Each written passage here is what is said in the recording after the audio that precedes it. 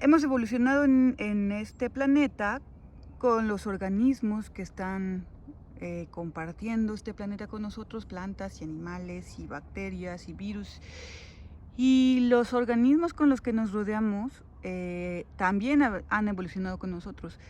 Y entonces durante todo ese tiempo de evolución hemos integrado a esos organismos que consumimos como comida a nuestras células. Entonces, cuando nosotros comemos durante millones de años lo que está al alcance de nuestra mano, lo vamos integrando. Entonces comemos carne, cazábamos y comíamos carne, la integramos a nuestro cuerpo, a nuestras células, a nuestras membranas, los lípidos que consumíamos, los íbamos integrando a nuestras membranas y aprendimos a utilizarlos y a saber cómo utilizarlos para formar nuestras células y para obtener energía a partir de ellos.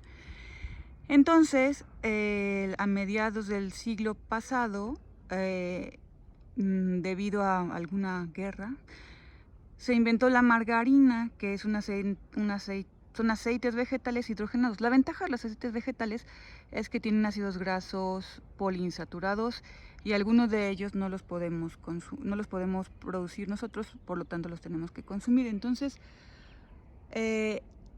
ellos hidrogenaron esos aceites no porque fuera mejor nutricionalmente, sino para darle la consistencia de mantequilla y que fuera más barato para alimentar a las tropas.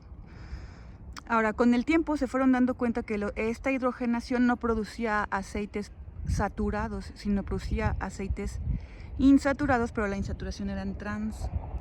Ahora, como muchos de ustedes pusieron en su tarea, y es cierto, la insaturación en trans también está presente en alguna carne y leche de algunos rumiantes, pero en bajísimas cantidades, y además no es la misma insaturación en trans, no son los mismos carbonos que se insaturan en trans. Entonces nosotros sabemos qué hacer necesitamos muy pocos trans y necesitamos específicamente unos que son naturales.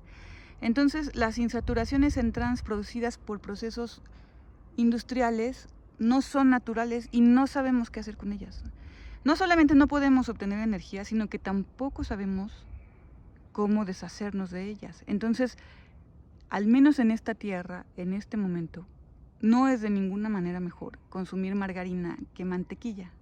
Ahora, los ácidos grasos saturados que tienen las mantequillas son ácidos grasos de cadenas muy cortas, que no son usados para hacer fosfolípidos, son el butírico principalmente.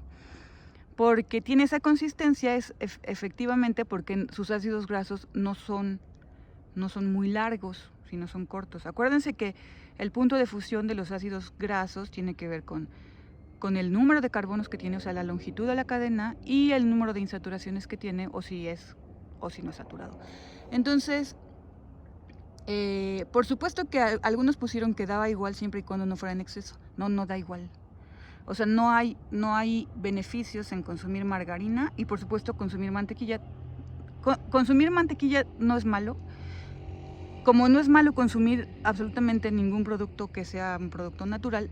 Lo que es malo es el exceso. Acuérdense que no importa qué comamos, si lo comemos en exceso va a terminar como reserva de energía, como reserva de ácidos grasos. Entonces, esa es la pregunta de las mantequillas. La pregunta de los de los animales, ¿cómo es la membrana de los animales que viven en el Ártico comparada con las membranas de los animales que viven en el trópico, por ejemplo?